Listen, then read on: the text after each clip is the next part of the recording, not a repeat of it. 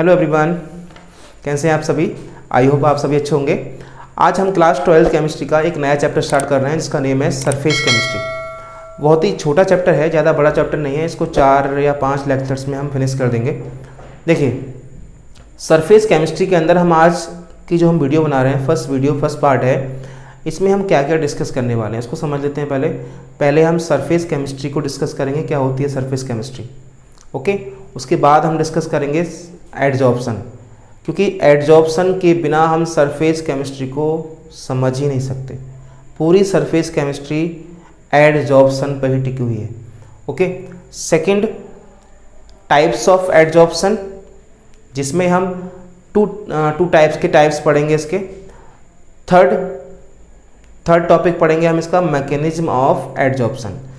अब चलिए video start करते हैं, जल्दी से समझते हैं पहले क्या होती है सरफेस केमिस्ट्री।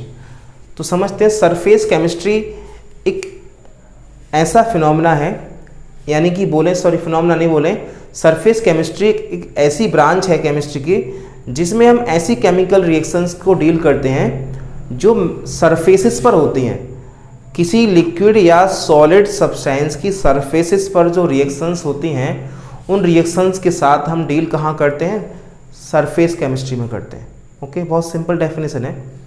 अब बात करें हम एडजॉर्प्शन की। एडजॉर्प्शन को हम पहले क्यों ले रहे हैं इसमें, क्योंकि एडजॉर्प्शन एक ऐसी प्रोसेस है जो सरफेस पर होती है। एडजॉर्प्शन एक ऐसा फिनोमेना है जो सरफेस पर होता है, तो इसलिए एडजॉर्प्शन से ही हम चैप्टर को स्टार्ट करेंगे, क्योंकि ये सरफेस फिनोमेना है। ओके, तो समझते हैं क्या होता है एडजॉर्प्शन। चलिए डाल दीजिए हेडिंग, आप समझ लीजिए क्या होता है एडजॉर्प्शन। देखिए एडजॉर्प्शन क्या है। एडजॉर्प्शन एक फिनोमेना है, the phenomena of retaining the molecules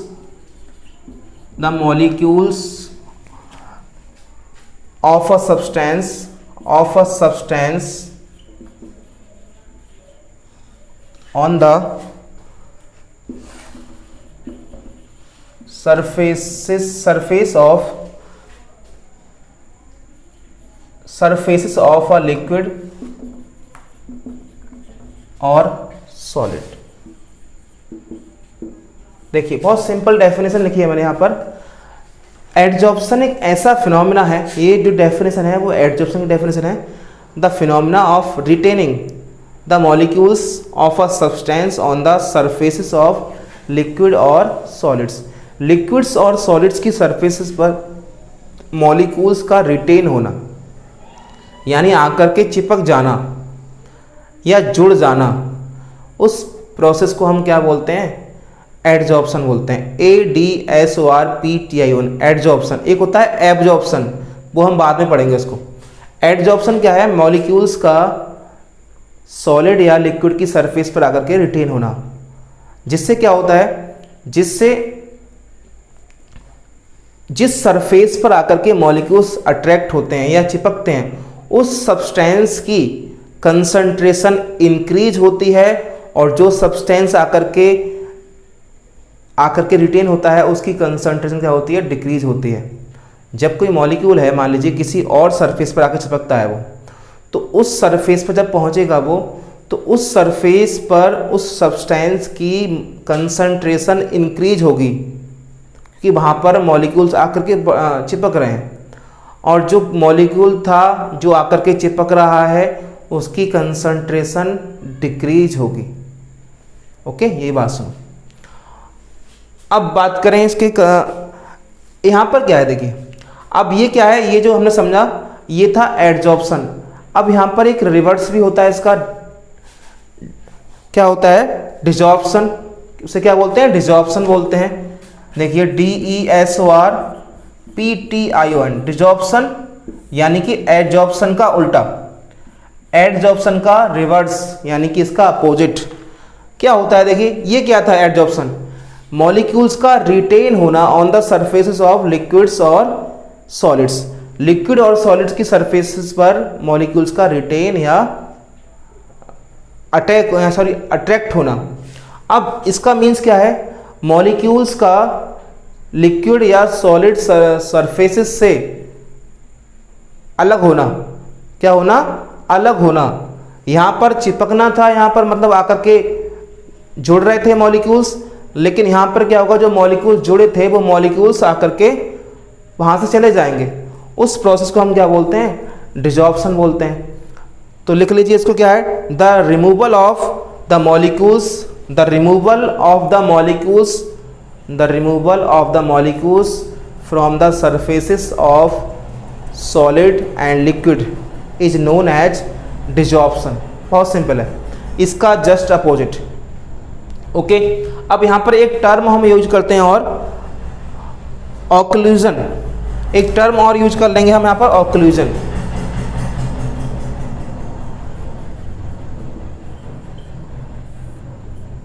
देखिए ऑक्लूजन, OCCLUSION, एक टर्म हम और यूज करते हैं यहाँ पर, ऑक्लूजन। ऑक्लूजन का मीनिंग क्या है, देखिए, the adsorption of gases, the adsorption of gases on the metals, metals की सरफेसेस पर गैसेस का एडजॉर्ब होना, यानी गैसेस का आकर के रिटेन होना। मेटल्स की सरफेसेस पर गैसेस का आकर के रिटेन हो जाना या चिपक जाना क्या होता है, ऑक्लूजन होता है। अब यहाँ पर एक दो वर्ड हम यहाँ पढ़ना है। देखिए, जो मॉलिक्यूल्स आकर के किसी दूसरी सरफेस पर आकर चिपकते हैं, जैसे मान लीजिए मैं यहाँ पे एग्जाम्पल ले रहा हूँ, जैसे मान लीजिए ये क्या है, एक सरफेस है,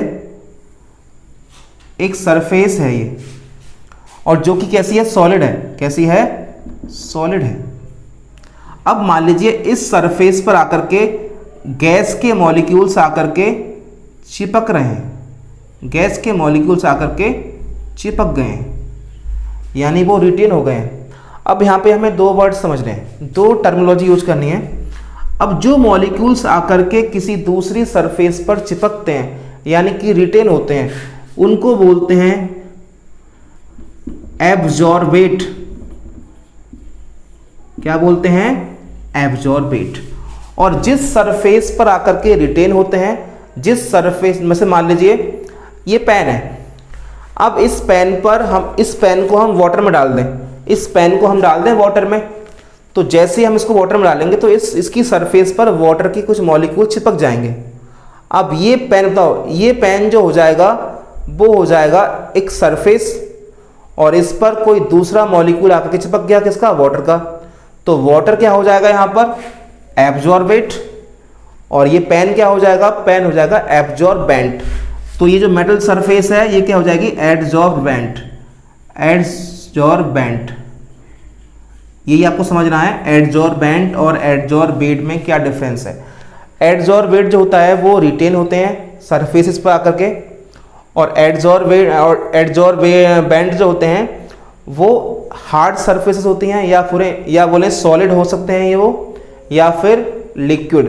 सॉलिड या लिक्विड सरफेसेस को हम क्या बोलते हैं, जिस पर मॉलिक्यूल्स आकर के चिपकते हैं उसको बोलते हैं एडजॉर्बेंट। और जो मॉलिक्यूल्स आकर के रिटेन होते हैं सॉलिड या लिक्विड की सरफेस पर उसको बोलते हैं एब्जॉर्बेट।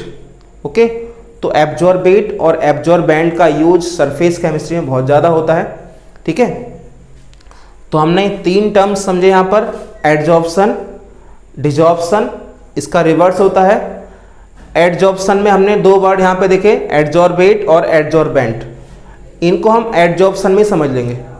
ओके, उसके बाद ऑक्लूजन है, ऑक्लूजन समझ लिया हमने। अब देखिए नेक्स्ट क्या करते हैं, नेक्स्ट हम पढ़ते हैं इसके examples of adsorption. Examples of adsorption समझते हैं। देखिए एग्जाम्पल्स समझते हैं इसके हम, एग्जाम्पल्स ऑफ एडजॉर्प्शन। यहाँ पर एक बहुत ही कॉमन एग्जाम्पल है, number 1, adsorption of gas, adsorption of gas by charcoal. Charcoal का नेम सुना होगा आपने। चारकोल क्या करता है, गैसेस को एडजॉर्ब करता है। चारकोल क्या है, चारकोल ये सॉलिड है, सॉलिड या लिक्विड भी होता है। चारकोल लिक्विड फॉर्म में होता है, सॉलिड या लिक्विड इससे मतलब नहीं है, ये सॉलिड भी होता है कभी कभी, लिक्विड भी होता है। एनिमल चारकोल, प्लांट चारकोल भी होता है, ठीक है। तो adsorption of gas by charcoal, charcoal का यूज हम गैसेस के एडजॉर्प्शन के लिए करते हैं, ठीक है। अब देखा होगा आपने कोल माइंस होती हैं, कोल माइंस में बहुत सारी पॉइजनस गैसेस क्या होती हैं, जनरेट होती रहती हैं, जैसे कि कार्बन, सल्फर डाइऑक्साइड है और भी अदर गैसेस हैं जो क्या होती हैं हमें ब्रीथ करने में, जो भी वर्कर्स वहाँ ब्रीथ करते हैं उनको ब्रीथ करने में प्रॉब्लम होती है उससे। तो जो वर्कर्स होते हैं कोल माइंस वाले, वो अपने मास्क पर, जो मास्क पहनते हैं उस मास्क पर या अपने हेलमेट पर चारकोल का यूज़ करते हैं। और वो चारकोल क्या करता है, चारकोल जितनी भी पॉइजनस गैसेस होती हैं उनको अपनी सरफेस पर एब्जॉर्ब कर लेता है और उनकी कंसंट्रेशन को डिक्रीज कर देता है। मैंने आपको बताया था जो मॉलिक्यूल्स आकर के दूसरी सरफेस पर आकर के चिपक जाते हैं उनकी कंसंट्रेशन डिक्रीज होती है, और जिस पर आकर के अट्रैक्ट करते हैं या जिस पर आकर के अट्रैक्ट होते हैं या चिपक जाते हैं उसकी कंसंट्रेशन इंक्रीज हो जाती है। तो जितनी भी हार्मफुल गैसेस हैं वो एक्टिवेटेड चारकोल अपने अंदर एब्जॉर्ब कर लेता है अपनी सरफेस पर, अपने अंदर नहीं अपने सरफेस पर करता है वो, ओके। तो बहुत सारी गैसेस को हम चारकोल की हेल्प से एब्जॉर्ब कर सकते हैं, ओके। तो ये एग्जाम्पल था absorption of gas by charcoal. बहुत सारी गैस जैसे कि अमोनिया है, सल्फर डाइऑक्साइड है, क्लोरीन है, ऑक्सीजन, हाइड्रोजन, कार्बन मोनोऑक्साइड, इन सभी गैसेस को हम पाउडर्ड, यहाँ पर जो चारकोल हम यूज कर रहे हैं वो पाउडर्ड फॉर्म में चारकोल यूज करेंगे, उस चारकोल की हेल्प से हम एब्जॉर्ब कर सकते हैं। चारकोल एक बहुत अच्छा एब्जॉर्बेंट है, ये अपनी सरफेस पर गैसेस को बहुत जल्दी एब्जॉर्ब करता है, ओके। अब एक बात सुने, जितना ज़्यादा सरफेस एरिया होगा उतना ही ज़्यादा एब्जॉर्प्शन होता है। जितना ज़्यादा सरफेस एरिया होगा किसी भी सब्सटेंस का जिस पर आकर के मॉलिक्यूल चिपक जाते हैं वो उतना ही ज़्यादा क्या होगा, उसका एब्जॉर्प्शन होगा। जैसे मान लीजिए ये पेन है, ये पेन इतना बड़ा है, इसी पेन को हम बहुत बड़ा कर दें तो इस बड़े पेन की सरफेस बढ़ जाएगी, और जैसे ही वो किसी दूसरे सब्सटेंस में हम उसे डालेंगे तो इसकी सरफेस पर ज़्यादा मॉलिक्यूल्स आकर के चिपक सकते हैं। जब सरफेस एरिया बड़ा होगा तो ज़्यादा मॉलिक्यूल्स आकर के चिपक जाएंगे। तो इसी वजह से हम मेटल्स को फाइनली डिवाइडेड कर लेते हैं। जैसे कुछ मेटल्स ऐसी होती हैं जो कम रिएक्टिव होती हैं, उन मेटल्स को हम उनके पाउडर्ड फॉर्म में बना लेते हैं, फाइनली डिवाइडेड, इसको हम बोलते हैं पाउडर्ड फॉर्म। जैसे आयरन है, आयरन को हम यूज करते हैं पाउडर की फॉर्म में। तो जब हम उसे फाइनली डिवाइडेड कर लेते हैं तो उसका सरफेस एरिया बढ़ जाता है। सरफेस एरिया बढ़ने की वजह से, क्योंकि फाइनली डिवाइडेड है, मान लीजिए ये एक पीस है, अब इसी के हमने 10 पीस बना दिए, इसी मार्कर के मैं 10 पीस बना दूं तो बताओ सरफेस एरिया 10 पीसेस का ज़्यादा होगा या एक पीस का ज़्यादा होगा? तो सरफेस एरिया 10 पीसेस का ज़्यादा होगा। इसी वजह से फाइनली डिवाइडेड सॉलिड्स ज़्यादा अच्छे क्या होते हैं, एड्जॉर्बेंट होते हैं। फाइनली डिवाइडेड सॉलिड्स अच्छे एड्जॉर्बेंट होते हैं, यानी उनका एड्जॉर्प्शन ज़्यादा बढ़ जाता है। ओके, सिंपल समझ में आ गया होगा। अब सेकंड एग्जाम्पल देख लें इसका। सेकंड एग्जाम्पल है इसका adsorption of dye. Adsorption of dye by animal charcoal. Animal charcoal, animal charcoal dye को एब्जॉर्ब कर लेता है। देखो सुनो, एनिमल चारकोल क्या करता है, जो डाई होती है वो क्या होती है, एक्चुअल में ऑर्गेनिक कंपाउंड्स होते हैं जिनमें कलर होते हैं। अब उसी ऑर्गेनिक कंपाउंड में या डाई में हम थोड़ा सा चारकोल ऐड कर दें तो चारकोल क्या करेगा, जो कलर उसके अंदर प्रेजेंट है डाई का, उस कलर को वो कर लेगा अपने अंदर, अपनी सरफेस पर एब्जॉर्ब, और जो सॉल्यूशन बचेगा हमारा वो हो जाएगा कलरलेस। डाई जो होगी वो कलरलेस हो जाएगी, इसमें कलर नहीं रहेगा। यानी कि चारकोल का यूज हम किसी भी डाई को डीकलराइज करने के लिए भी कर सकते हैं। कलर को क्या करता है, ये एब्जॉर्ब कर लेता है अपनी सरफेस पर। सिंपल सा एग्जांपल है।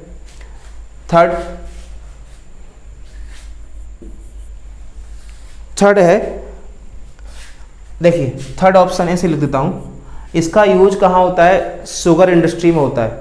एडजॉर्प्शन प्रोसेस का यूज शुगर इंडस्ट्री में होता है। जब शुगर बन रही होती है तो रॉ शुगर होती है जो येलो होती है।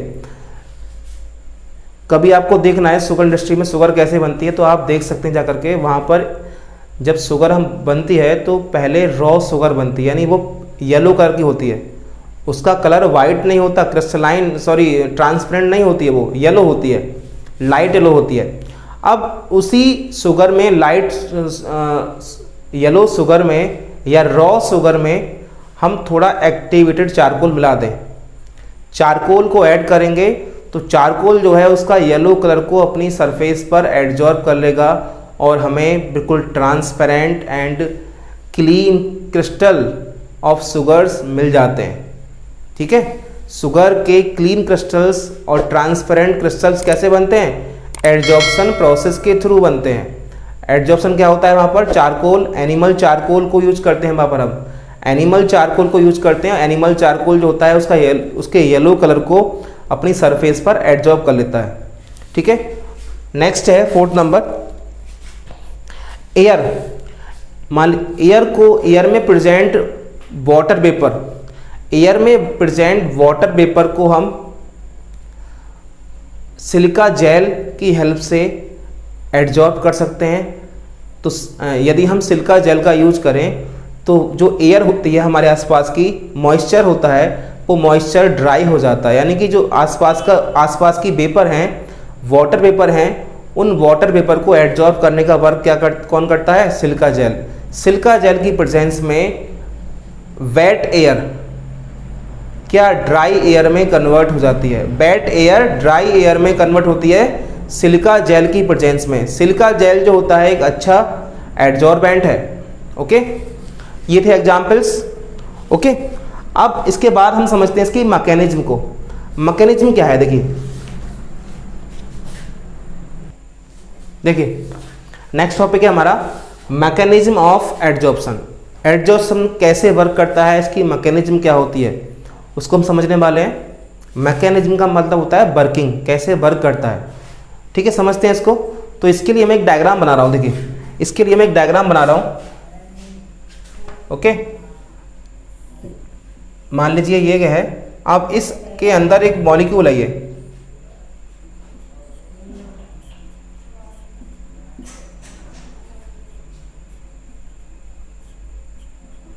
ये जो मॉलिक्यूल है ये बल्क में है, यानी इस सब्सटेंस के अंदर है वो। मान लीजिए इसमें लिक्विड भरा हुआ है, ये लिक्विड भरा हुआ है इस कंटेनर के अंदर, और ये जो मॉलिक्यूल प्रेजेंट है ये बल्क में है, यानी इसके अंदर है। अब एक मॉलिक्यूल कहाँ है, सरफेस पर है, एक मॉलिक्यूल ये है सरफेस पर। तो सरफेस वाला जो मॉलिक्यूल है वो प्रेशर कहाँ एक्सर्ट करेगा, डाउनवर्ड डायरेक्शन में। उस पर जो फोर्सेस लगेंगे वो लगेंगे डाउनवर्ड डायरेक्शन में। देखो, क्योंकि ऊपर कोई मॉलिक्यूल नहीं है। देखो सुनो, ये जो मॉलिक्यूल है इसके ऊपर कोई भी और मॉलिक्यूल नहीं है। जो सरफेस वाला मॉलिक्यूल होता है उस सरफेस वाले मॉलिक्यूल के ऊपर कोई और मॉलिक्यूल नहीं है। तो इस पर जो ये जो प्रेशर डालेगा वो कहाँ डालेगा, डाउनवर्ड डायरेक्शन में, ये डालेगा डाउनवर्ड डायरेक्शन में। और जो बल्क वाला मॉलिक्यूल है ये ऑल डायरेक्शन में प्रेशर एक्सर्ट करेगा या फोर्स एक्सर्ट करेगा। कैसे, मान लीजिए ये मॉलिक्यूल है, इसके यहाँ भी मॉलिक्यूल होगा, दूसरा इधर भी मॉलिक्यूल होगा, इधर भी मॉलिक्यूल होगा, इधर भी होगा, इधर भी होगा। तो यानी कि इस पर चारों साइड से जितनी भी साइड्स इसकी हैं सभी साइड्स इसकी मॉलिक्यूल से अटैच होंगी, अदर मॉलिक्यूल से अटैच होंगी। जब वो अदर मॉलिक्यूल से अटैच होंगी तो इक्वल फोर्स जितने भी मॉलिक्यूल से जुड़े हुए हैं वो लगा रहे होंगे इसके पास। तो जब सभी का फोर्स इक्वल हो जाएगा, ये फोर्स भी इतना ही है, ये भी इतना ही है, ये भी इतना ही है, ये भी इतना ही है, ये भी इतना ही है, ये भी इतना ही है, तो क्या होगा, तो ये होगा कि इसकी सरफेस पर बिल्कुल भी नेट फोर्स नहीं रहेगा, क्योंकि सारे फोर्सेस क्या हैं, इक्वल है। इसकी वजह से इसकी सरफेस पर कोई भी नेट फोर्स नहीं रहेगा। ओके, देखिए ये डायग्राम दिख रहे हैं आप, ये मॉलिक्यूल कहाँ था, बल्क वाला मॉलिक्यूल है, ये सरफेस वाला मॉलिक्यूल है। तो बल्क वाला मॉलिक्यूल जो होगा उस पर ऑल डायरेक्शन से फोर्सेस लगेंगे, क्योंकि इसका कांटेक्ट अदर मॉलिक्यूल से भी होगा। यहाँ भी मॉलिक्यूल्स होंगे, यहाँ भी मॉलिक्यूल्स होंगे, यहाँ भी मॉलिक्यूल्स होंगे, यहाँ भी मॉलिक्यूल्स होंगे। तो जितने मॉलिक्यूल्स होंगे सभी मॉलिक्यूल्स पर फोर्स डाल रहे होंगे, तो सबका फोर्स इक्वल होगा, जिसकी वजह से इस पर नेट फोर्स कितना होगा, नेट फोर्स होगा 0। तो यहाँ पर लिख देते हैं नेट फोर्स कितना है, यहाँ पर नेट फोर्स हो जाएगा 0। अब यहाँ पर जो नेट फोर्स होगा क्या होगा, क्या होगा, डाउनवर्ड। क्या होगा, डाउनवर्ड फोर्स होगा इस पर, क्योंकि ऊपर मॉलिक्यूल्स के है नहीं, यहाँ पर इसके मॉलिक्यूल्स ऊपर नहीं है, यहाँ पर इसके ऑल डायरेक्शन में मॉलिक्यूल्स हैं, तो इस पर फोर्स जो लगेगा इक्वल लगेगा, चारों तरफ से लगेगा। लेकिन इस पर मॉलिक्यूल्स ऊपर नहीं है, ओनली नीचे हैं, तो जो फोर्स लगेगा वो कहाँ से लगेगा, नीचे की ओर लगेगा बस। ठीक है, तो डाउनवर्ड फोर्सेस लगाएगा बस ये, और ये फोर्स लगाएगा ऑल डायरेक्शन में, फोर्स लगाएगा, इस वाले मॉलिक्यूल लगाएगा, इस पे भी लगाएगा, इस पे भी लगाएगा, इस पे भी लगाएगा, इस पे भी लगाएगा।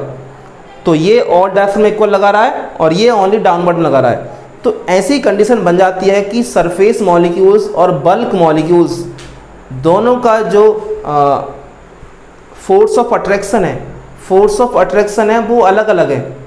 दोनों के फोर्सेस में क्या है, वेरिएशंस हैं, सरफेस के मॉलिक्यूल्स में और बल्क के मॉलिक्यूल्स में।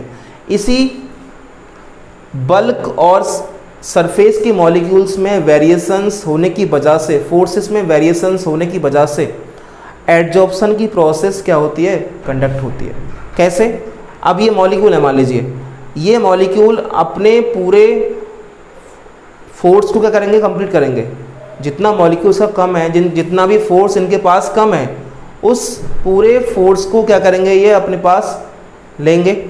तो इस फोर्स को पूरा करने के लिए ये मॉलिक्यूल जो सरफेस पर मॉलिक्यूल्स होते हैं, जो मॉलिक्यूल सरफेस पर होते हैं, वो मॉलिक्यूल्स किन्हीं और मॉलिक्यूल्स को अपनी सरफेस पर आकर के चिपका लेते हैं, उनकी सरफेस पर आकर के मॉलिक्यूल्स आकर के चिपक जाते हैं। देखिए, और मैंने आपको स्टार्टिंग बताया था कि सरफेस एडजॉर्प्शन क्या है, the retaining of molecules on the surfaces of the liquids and solids. Liquid और सॉलिड की सरफेस पर मॉलिक्यूल्स का आकर के चिपक जाना। अब ये मॉलिक्यूल्स क्यों चिपकते हैं, ये इसलिए चिपकते हैं क्योंकि जो सरफेस वाले मॉलिक्यूल्स हैं और जो बल्क वाले मॉलिक्यूल्स हैं, उन दोनों की फोर्सेस में क्या है, डिफरेंस है। अब इस डिफरेंस को पूरा करने के लिए, कंप्लीट करने के लिए, जो सरफेस वाले मॉलिक्यूल्स होते हैं वो और किसी सब्सटेंस के मॉलिक्यूल्स को अपनी सरफेस पर आकर के चिपका लेते हैं, रिटेन कर लेते हैं, और इसी से ओरिजिन हुआ किसका, एडजॉर्प्शन का। एडजॉर्प्शन यही इसकी क्या है, मैकेनिज्म है। इसी तरह से मॉलिक्यूल्स आकर चिपकते हैं। क्यों चिपकते हैं, अनबैलेंस्ड फोर्सेस होते हैं। कहाँ होते हैं, सरफेस और बल्क में। बल्क और सरफेस में अनबैलेंस्ड फोर्सेस हैं, यानी यहाँ पे फोर्स ज़्यादा है, सॉरी यहाँ पे नॉट, यहाँ पे क्या है, यहाँ पे कोई फोर्स नहीं है, यहाँ पर कोई फोर्स नहीं है। देखो, क्योंकि इक्वल है, यहाँ पर नेट फोर्स कितना है, 0 है, क्योंकि ये मॉलिक्यूल ऑल डायरेक्शन में इक्वल फोर्स अप्लाई कर रहा है। लेकिन ये जो मॉलिक्यूल है ऊपर को अप्लाई तो कर नहीं रहा फोर्स, ओनली नीचे की डायरेक्शन में फोर्स अप्लाई कर रहा है। इसकी वजह से यहाँ पर नेट फोर्स जो होगा वो डाउनवर्ड होगा, यहाँ पे नेट फोर्स कितना है, 0 है। तो यही क्या है, अनबैलेंस्ड फोर्स है। यही क्या है, unbalanced force on the molecules present on surface and bulk. Bulk और सरफेस पर प्रेजेंट मॉलिक्यूल्स में अनबैलेंस फोर्स होने की वजह से ही जो सरफेस के मॉलिक्यूल्स होते हैं अपनी सरफेस पर दूसरे सब्सटेंस के मॉलिक्यूल्स को रिटेन करने देते हैं। ओके, ये है इसकी मैकेनिज्म। डायग्राम से समझ में आ गया होगा सबको। अब देखिए, अब पढ़ते हैं इसके टाइप्स समझते हैं, टाइप्स ऑफ एडजॉर्प्शन। देखिए, टाइप्स ऑफ एडजॉर्प्शन, यहाँ पे हम टाइप्स ऑफ एडजॉर्प्शन पढ़ने वाले हैं। बहुत ही इंपॉर्टेंट टॉपिक है टाइप्स ऑफ एडजॉर्प्शन, यहाँ से क्वेश्चन बन जाता है एक। देखिए, टाइप्स ऑफ एडजॉर्प्शन को हम 2 टाइप्स से कैटेगराइज कर सकते हैं। नंबर 1 टाइप्स है, कैटेगराइज करेंगे on the basis of change in concentration of adsorbent. Adsorbent की कंसंट्रेशन में चेंज के बेसिस पर हम एडजॉर्प्शन को 2 टाइप्स में कैटेगराइज कर सकते हैं। वो टाइप्स कौन कौन से हैं? टाइप्स हैं, नंबर 1 इसका पॉजिटिव एडजॉर्प्शन, सेकंड नंबर है नेगेटिव एडजॉर्प्शन। ओके, ये किस बेसिस पर है?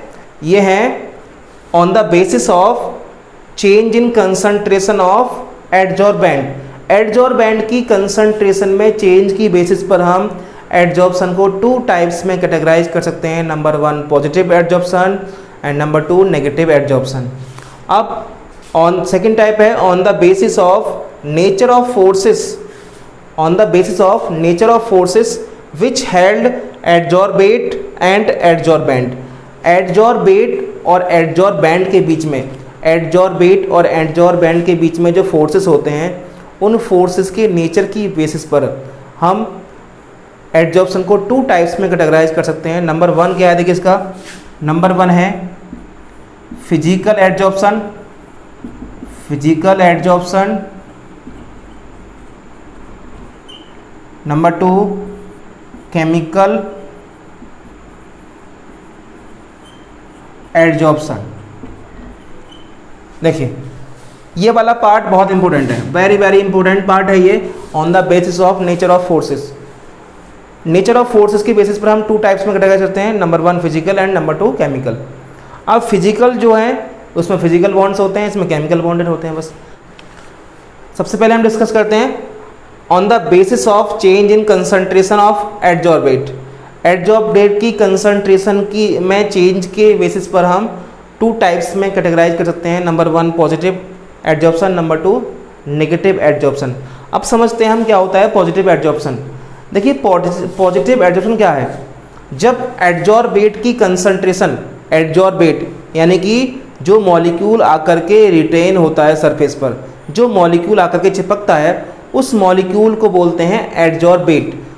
ऐसी कंडीशन जब एडजॉर्बेट की कंसंट्रेशन सरफेस पर ज़्यादा हो, जिस सरफेस पर आकर के वो चिपकता है उस सरफेस पर उसकी ज़्यादा कंसंट्रेशन हो, देन कंसंट्रेशन इन बल्क।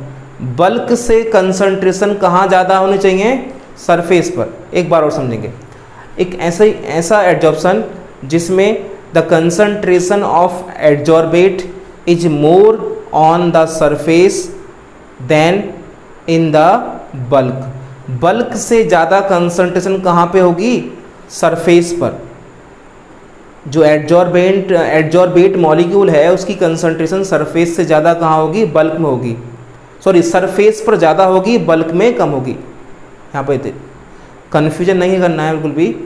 ऐसा एडजॉर्प्शन जिसमें एडजॉर्बेट की कंसंट्रेशन सरफेस पर ज़्यादा होती है than in the bulk, bulk में कम होती है। ओके, तो उसको बोलते हैं हम पॉजिटिव। अब बात करें नेगेटिव की, तो नेगेटिव में क्या होगा? The concentration of adsorbate is less on surface, surface पर लेस होती है, than in the bulk, bulk में क्या होती है? ज़्यादा होती है। बल्क से कम होती है कहाँ पर? सरफेस पर। उसे बोलते हैं नेगेटिव। जब बल्क में ज़्यादा हो कंसंट्रेशन किसकी? एडजॉर्बेट की, तब बोलते हैं उसको नेगेटिव। जब सरफेस पे ज़्यादा हो एडजॉर्बेट की तो उसे बोलते हैं हम पॉजिटिव एडजॉर्प्शन। दोनों के एग्जाम्पल सुनो। पॉजिटिव वाले में KCl dilute solution of KCl, dilute solution of KCl, sorry dilute नहीं, concentrate solution of KCl is shaken with blood charcoal. यदि हम ब्लड चारकोल को कंसंट्रेटेड पोटेशियम क्लोराइड सॉल्यूशन में डाल दें तो उससे जो एडजॉर्प्शन होगा वो कैसा होगा? पॉजिटिव एडजॉर्प्शन होगा। सेकंड है dilute solution of KCl is sacked in blood charcoal. यहाँ पे डाइल्यूट और यहाँ पे कंसंट्रेट, बस दोनों में ही डिफरेंस है। यहाँ पे concentrate solution of KCl in blood charcoal, यहाँ पर dilute solution of KCl in blood charcoal. दोनों का एग्जांपल समझ लिया आपने। पॉजिटिव का मीन्स क्या था, नेगेटिव का मीन्स क्या था? सिंपल है। पॉजिटिव का मीन्स है कि the concentration of adsorbate is more on surface than in bulk. Bulk से ज़्यादा कहाँ पे होगी, सरफेस पर होगी यहाँ पर। सेकंड में the concentration of adsorbate is less than on surface, is less on surface than in bulk. दोनों समझ लिया हमने। आते हैं हम इधर सेकंड पार्ट पर, जो कि इम्पोर्टेंट पार्ट है। इसमें क्या है देखो, on the nature of forces, forces के नेचर के अकॉर्डिंग ये टू टाइप्स हैं, फिजिकल एंड केमिकल। फिजिकल और केमिकल का मीनिंग आपने ये पढ़ रखा है। फिजिकल का मीनिंग यहाँ पर फिजिकल चेंजेस से होगा, फिजिकल केमिकल चेंजेस होगा। यहाँ पे केमिकल बॉन्ड्स बनते हैं, यहाँ पे फिजिकल बॉन्ड्स बनते हैं। अब देखिए पहले समझते हैं फिजिकल एडजॉर्प्शन क्या होता है। ये एक ऐसा एडजॉर्प्शन है जिसमें एडजॉर्बेट एडजॉर्बेंट से एक फिजिकल फोर्सेस के थ्रू क्या होता है, अटैच रहता है। यानी कि हम बोलें जैसे मान लीजिए ये हमारा क्या है, ये है एडजॉर्बेंट, यानी इस पर मॉलिक्यूल्स आके चिपकेंगे और इससे हमने पानी में डाला तो जो वाटर मॉलिक्यूल्स हैं इसकी सरफेस पर चिपके आते ऊपर, उन्हें बोलेंगे एडजॉर्बेट। तो एडजॉर्बेट एंड एडजॉर्बेंट के बीच में जो फोर्सेस बने, यानी जो अट्रैक्शन फोर्स बना जिसकी वजह से मॉलिक्यूल्स इस पर चिपके आकर के, वो फोर्स कैसा होगा, वीक होगा। वीक बोले तो फिजिकल फोर्स, फिजिकल फोर्सेस कैसे होते हैं, वीक होते हैं। जैसे कि वांडरवाल फोर्स, वांडरवाल फोर्स होता है वीक फोर्स होता है। क्लियर। तो ऐसे फोर्सेस होते हैं जिनसे एडजॉर्बेंट और एडजॉर्बेट आपस में जुड़े रहते हैं, इसी को बोलते हैं हम फिजिकल एडजॉर्प्शन। और फिजिकल एडजॉर्प्शन कैसे होते हैं, रिवर्सेबल होते हैं। कैसे होते हैं, रिवर्सेबल। एक बात याद रखना, रिवर्सेबल होते हैं। और वीक अट्रैक्टिव फोर्सेस होते हैं किसमें, फिजिकल एडजॉर्प्शन में, क्योंकि वहाँ पर फिजिकल बॉन्ड्स बनते हैं और फिजिकल बॉन्ड्स कैसे होते हैं, वीक होते हैं।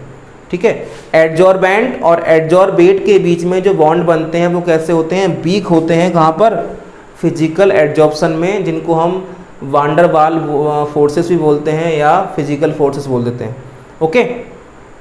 अब बात करें हम इसकी केमिकल वाले की, तो केमिकल एडजॉर्प्शन एक ऐसा एडजॉर्प्शन है जिसमें एडजॉर्बेट एंड एडजॉर्बेंट के बीच में केमिकल बॉन्ड्स बनते हैं। केमिकल बॉन्ड्स आप जानते हैं कैसे होते हैं, स्ट्रॉन्ग बॉन्ड होते हैं। जैसे कि आपने पढ़ा था 10th क्लास में, 10th में भी था, 11th में भी है, बॉन्डिंग है हमारी, ionic bonding and covalent bonding, coordinate bonding, ये सब क्या है, हमारे केमिकल बॉन्डिंग है। और केमिकल बॉन्डिंग कैसे होते हैं, हमारे स्ट्रॉन्ग होते हैं। तो इसमें क्या होता है, इसमें स्ट्रॉन्ग बॉन्डिंग होती है, इसमें वीक बॉन्डिंग होती है। ये रिवर्सेबल होते हैं, ये इरिवर्सेबल होते हैं। जितने भी केमिकल, आप याद रखना, जितने भी केमिकल बॉन्डिंग बनते हैं, ऐसे रिएक्शंस जिनमें केमिकल बॉन्ड बनते हैं नए, वो रिएक्शंस कैसी होती हैं, इरिवर्सेबल होती हैं। और एक याद रखें, केमिकल चेंज पढ़ा था आपने, केमिकल चेंज कैसे होते हैं, इरिवर्सेबल होते हैं, और फिजिकल चेंज कैसे होते हैं, रिवर्सेबल होते हैं। तो इनको आप फिजिकल और केमिकल चेंज की तरह देख सकते हैं। फिजिकल चेंज रिवर्सेबल होते हैं और केमिकल चेंज कैसे होते हैं, इरिवर्सेबल होते हैं। इरिवर्सेबल इस वजह से होते हैं क्योंकि वहाँ पर कंपाउंड की फॉर्मेशन होती है। केमिकल एडजॉर्प्शन में रिवर्सेबल रिएक्शन इसलिए नहीं होती क्योंकि वहाँ पर कंपाउंड की फॉर्मेशन हो जाती है। यहाँ पर कोई नया कंपाउंड नहीं बनता, इसी वजह से हम वापस इस रिएक्शन को रिवर्स भी कर सकते हैं। यहाँ पर कोई नया कंपाउंड बन जाता है। ओके, चलो अब इनको हम 1 बाय 1 समझ लेते हैं क्या होते हैं फिजिकल, और तो समझ लिया हमने फिजिकल केमिकल। अब इनकी पढ़ते हैं हम प्रॉपर्टीज़। प्रॉपर्टीज़ बोले यहाँ कैरेक्टरिस्टिक्स, तो 1 बाय 1 पढ़ेंगे कैरेक्टरिस्टिक्स ऑफ फिजिकल एडजॉर्प्शन, फिर पढ़ेंगे हम कैरेक्टरिस्टिक्स ऑफ केमिकल एडजॉर्प्शन, उसके बाद वीडियो फिनिश कर देंगे। ओके, चलिए वीडियो मैं वो ड्रॉप कर रहा हूँ बस। देखिए स्टार्ट करते हैं। फिजिकल एंड केमिकल एडजॉर्प्शन की हम कैरेक्टरिस्टिक्स को क्या कर रहे हैं, आपस में कंपेयर कर रहे हैं। कंपेयर कर रहे हैं, इससे आपको आसानी हो जाएगी और इससे आपको हेल्प मिलेगी इन दोनों में कंपेरिजन करने में। कैसे हम कंपेरिजन कर सकते हैं, तो नंबर वन है इसमें लो एंथैल्पी ऑफ एडजॉर्प्शन। देखिए फिजिकल एडजॉर्प्शन में लो एंथैल्पी ऑफ एडजॉर्प्शन होती है, ठीक है। यानी कि आपको पता है कि फिजिकल एडजॉर्प्शन में क्या होते हैं, बॉन्ड्स कैसे होते हैं, वीक होते हैं। जब वीक बॉन्ड है तो उनको तोड़ने में बहुत कम हीट क्या होगी, यूज होगी। तो लो एंथैल्पी ऑफ एडजॉर्प्शन होती है, आसानी से आकर के मॉलिक्यूल्स चिपक जाते हैं, कोई ज़्यादा एनर्जी का इवॉल्वमेंट यानी एनर्जी बाहर नहीं निकलती। जब वो बॉन्ड ही वीक हैं, उनको आसानी से टूट जाते हैं, तो ज़्यादा एनर्जी का यूज नहीं होता, ज़्यादा एनर्जी बाहर नहीं निकलती। ओके, तो कम एनर्जी बाहर रिलीज होती है इसमें। और याद रखना, एडजॉर्प्शन एक एक्सोथर्मिक प्रोसेस है। एडजॉर्प्शन एक एक्सोथर्मिक प्रोसेस है। जब भी मॉलिक्यूल सरफेस पर आकर चिपकते हैं तब वहाँ से एनर्जी क्या होती है, बाहर निकलती है। तो इस केस में क्या होता है, जब वीक बॉन्ड्स हैं तो वीक बॉन्ड होने की वजह से एनर्जी का जो इवॉल्वमेंट होगा वो कम होगा। इसी वजह से लो एंथैल्पी ऑफ एडजॉर्प्शन होती है। किस केस में, फिजिकल एडजॉर्प्शन में, जिसकी रेंज होती है 20 से लेकर के 20 से 40 किलो जूल पर मोल तक। कितनी होती है इसकी, 20 से 40 किलो जूल पर मोल। इसको देखो जरा, फर्स्ट पार्ट इसका, हाई एंथैल्पी ऑफ एडजॉर्प्शन, ये होती है 80 जूल से लेकर के 240 जूल तक, किलो जूल पर मोल तक। ओके, देखो अब यहाँ पर केमिकल बॉन्ड्स होते हैं जो कि स्ट्रांग होते हैं। जब कोई मॉलिक्यूल आकर के चिपकेगा तो वहाँ पर उससे चिपकने के लिए ज़्यादा एनर्जी बाहर निकलेगी, उससे ज़्यादा एनर्जी का यूज होगा। ज़्यादा एनर्जी का यूज होगा तो ज़्यादा एनर्जी बाहर निकलेगी। ठीक है, तो यहाँ पर हाई एंथैल्पी होती है किसकी, एडजॉर्प्शन की। सेकंड पॉइंट देखते हैं। सेकंड पॉइंट है रिवर्सिबल इन नेचर। कैसा होता है ये, रिवर्सिबल होता है, यानी कि फिजिकल एडजॉर्प्शन कैसा होता है, रिवर्सिबल होता है। और ये कैसा होता है, ये होता है इरिवर्सिबल। कैसा होता है, कैसा होता है, इरिवर्सिबल। क्योंकि देखो ये इरिवर्सिबल इसलिए होता है क्योंकि यहाँ पर नया कंपाउंड बनता है। जब नया कंपाउंड बन जाएगा तो वापस वो पुराने कंपाउंड में नहीं जाता। यहाँ पर क्या होता है, कोई नया कंपाउंड नहीं बनता, वही कंपाउंड होता है, वापस उसी फॉर्म में वापस आ जाता है वो। ठीक है, थर्ड पॉइंट देखिए, थर्ड पॉइंट है इफेक्ट ऑफ टेम्परेचर। देखिए टेम्परेचर, देखो सुनो, टेम्परेचर को इंक्रीज करने पर, टेम्परेचर को इंक्रीज करने पर फिजिकल एडजॉर्प्शन क्या हो जाएगा, कम हो जाएगा। सुन लो यार ध्यान से, एडजॉर्प्शन टेम्परेचर को इंक्रीज करने पर कम होता है। ये भी कम होता है, पहले कम होता है बाद में बढ़ जाता है, बस समझाएंगे इसको। देखिए टेम्परेचर को इंक्रीज करने पर फिजिकल एडजॉर्प्शन क्या है, कम हो जाता है। कैसे, देखो मान लीजिए सरफेस है, सरफेस पर मॉलिक्यूल्स जो हैं वीक अट्रैक्टिव फोर्सेस की हेल्प से जुड़े हुए हैं। हमने उन्हें हीट किया, हीट करने से क्या होगा, मॉलिक्यूल्स की काइनेटिक एनर्जी बढ़ जाएगी। और वो वीक बॉन्ड से जुड़े हुए थे, और जैसे उनकी एनर्जी बढ़ेगी तो वो बॉन्ड टूट जाएगा और मॉलिक्यूल्स सरफेस को छोड़ जाएंगे और वहाँ से भाग जाएंगे। जब मॉलिक्यूल्स सरफेस पर रहेंगे ही नहीं तो एडजॉर्प्शन कैसा हो जाएगा, कम हो जाएगा। एनर्जी यानी हीट या टेम्परेचर बढ़ाने पर फिजिकल एडजॉर्प्शन डिक्रीज होता है due to the more kinetic energy of the molecules present on the surface. Surface पर प्रेजेंट मॉलिक्यूल्स की काइनेटिक एनर्जी बढ़ जाने की वजह से ये कम हो जाता है। तो लिख देती है इंक्रीज इन टेम्परेचर, और ये होता है डिक्रीज। क्या होता है, टेम्परेचर इंक्रीज करने पर क्या हो जाता है, ये डिक्रीज। अब देखो इसकी बात करें हम थर्ड नंबर में, टेम्परेचर बढ़ाने पर पहले तो ये होता है इंक्रीज। टेम्परेचर बढ़ाने पे पहले क्या होता है, ये इंक्रीज होता है। देखो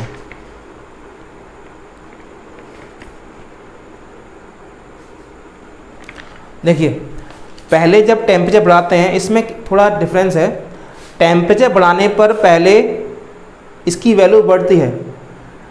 केमिकल एडजॉर्प्शन टेम्परेचर बढ़ाने पर क्या होता है, बढ़ता है पहले, लेकिन बाद में टेम्परेचर बढ़ाने पर क्या होता है, ये रेगुलरली क्या होता है, डिक्रीज होता है। कुछ देर के लिए बढ़ता है, बस कुछ देर के लिए बढ़ेगा बस, उसके बाद वापस वो घटना स्टार्ट हो जाता है। एडजॉर्प्शन कोई भी हो वो घटेगा ही टेम्परेचर बढ़ाने पर, क्योंकि टेम्परेचर बढ़ाएंगे तो मॉलिक्यूल्स की एनर्जी बढ़ेगी और वो वहाँ से भागेंगे, सरफेस को छोड़ेंगे, क्योंकि ये सरफेस फिनोमिना है एडजॉर्प्शन, तो सरफेस पर मॉलिक्यूल्स नहीं रहेंगे तो कम हो जाएगा।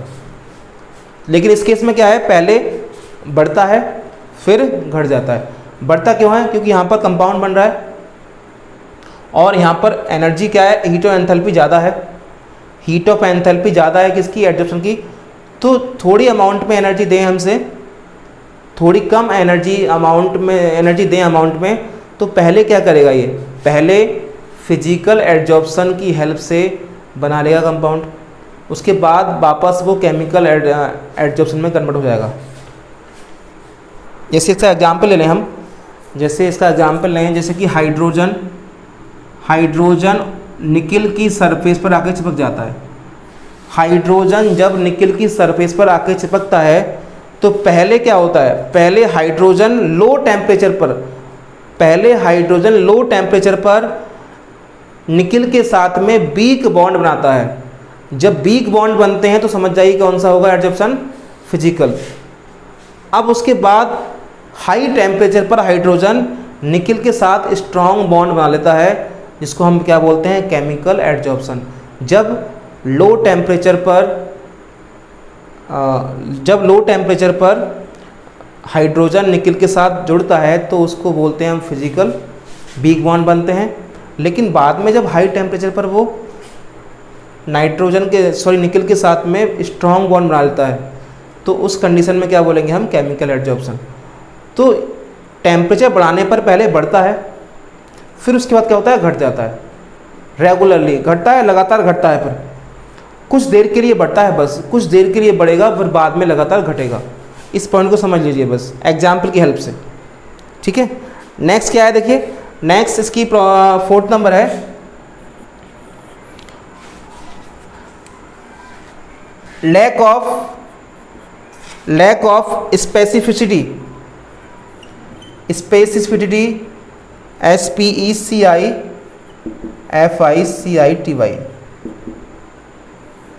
देखिए बहुत इंपॉर्टेंट पॉइंट है ये।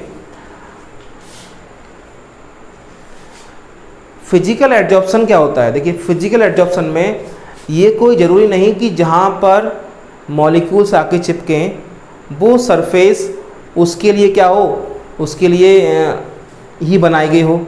यानी मान लीजिए आपको बोले मैं बोलता हूँ कि एक ऐसी सरफेस जिस पर यही लिखा हो कि आकर के यही मॉलिक्यूल चिपकेगा करके, जैसे मान लीजिए पेन है, इस पेन पर मैं मार्क कर दूँ कि इस पॉइंट पर A मॉलिक्यूल आके चिपकेगा, इस पॉइंट पर आकर के B मॉलिक्यूल चिपकेगा, इस पर C चिपकेगा, इस पर D, इस पर E, तो वो मॉलिक्यूल्स उन्हीं सरफेस पर आके चिपकेंगे, ठीक है। लेकिन फिजिकल एडजॉर्प्शन में ऐसा होता है कि कोई भी स्पेशल प्लेस नहीं होती सरफेस पर मॉलिक्यूल के रिटेन होने के लिए। मॉलिक्यूल्स के रिटेन होने के लिए सब्सटेंस की सरफेस पर, सॉलिड या लिक्विड की सरफेस पर कोई स्पेशल प्लेस नहीं होती जिस पर मॉलिक्यूल आकर चिपक जाएं। वो कहीं भी आकर चिपक सकते हैं, सरफेस पूरी खाली पड़ी हुई है, जहां आपका मन करे वहां आकर के चिपक जाओ। पूरा ग्राउंड खाली है, जहां मन करे आपको वहां बैठ जाओ, ठीक है। ये होता है किसमें, फिजिकल एडजॉर्प्शन में। लेकिन केमिकल में क्या होता है, केमिकल में ऐसा नहीं होता। केमिकल में क्या होता है, जो मैंने आपको बताया था पहले कि पर्टिकुलर प्लेस पर ही मॉलिक्यूल्स आकर के क्या होंगे, रिटेन होंगे। ये नहीं कहीं भी आकर बैठ जाओ आप, कहीं भी आकर के मॉलिक्यूल्स बैठ जाएं, कहीं भी आकर मॉलिक्यूल चिपक जाएं, ऐसा नहीं होता कहाँ पर, केमिकल में। लेकिन फिजिकल में क्या होता है, कोई भी स्पेशल नहीं होता, सभी के लिए एक सा होता है, कहीं भी आके रिटेन हो सकते हैं। लेकिन यहाँ पे क्या होता है, स्पेशल प्लेस होता है, स्पेशल जगह होती है सरफेस पर, जिस सरफेस पर आकर मॉलिक्यूल वहीं आकर के चिपकते हैं, ओके। इसे बोलते हैं स्पेसिफिसिटी। यहाँ पर होती है, यहाँ पर नहीं होती, यहाँ पर लैक होता है, यहाँ पर हो जाती है, बस इतना डिफरेंस है। अब देखिए नेक्स्ट है 5th नंबर, लास्ट पॉइंट है इसका, लास्ट पॉइंट है स्टेट ऑफ एब्जॉर्बेट, देखिए स्टेट ऑफ एब्जॉर्बेट, देखो सुन लो इसे, the state of absorbate on the surface is same as in the bulk. इस केस में क्या होगा, इस केस में फिजिकल एडजॉर्प्शन में क्या होता है, जो स्टेट एडजॉर्बेट की सरफेस पर होती है वही स्टेट एडजॉर्बेट की क्या होती है, बल्क में होती है। जैसे मान लीजिए मैं एग्जाम्पल लूँ, जैसे मान लीजिए एडजॉर्बेट जो है लिक्विड है, एडजॉर्बेट क्या है, लिक्विड है, तो सरफेस पर भी वो लिक्विड होगा और बल्क में भी क्या होगा, लिक्विड होगा। जैसे एग्जाम्पल लें सॉलिड का, सॉलिड एडजॉर्बेट है तो उसकी जो स्टेट होगी वो सरफेस पर भी सॉलिड है और बल्क के में भी क्या है, वो सॉलिड है। तो यहाँ पर क्या है इस कंडीशन में कि the state of adsorbate on the surface same on the surface as in the bulk. Bulk में और सरफेस में दोनों ही केसेस में स्टेट क्या होती है, सेम होती है। लेकिन ऐसा यहाँ नहीं होता, यहाँ पर दोनों की सरफेसेस, दोनों की स्टेट्स अलग अलग होती हैं, दोनों की स्टेट सेम नहीं होती। ओके, ये था हमारा डिफरेंस बोलें या बोलें केमिकल प्रॉपर्टीज में या कैरेक्टरिस्टिक्स में कंपैरिजन। ओके, अब इस टॉपिक को हमने कंप्लीट कर लिया है। नेक्स्ट टॉपिक में हम इससे आगे पढ़ेंगे फैक्टर्स अफेक्टिंग एडजॉर्प्शन। एडजॉर्प्शन को कौन कौन से फैक्टर्स अफेक्ट करते हैं। Okay, thank you for watching this video.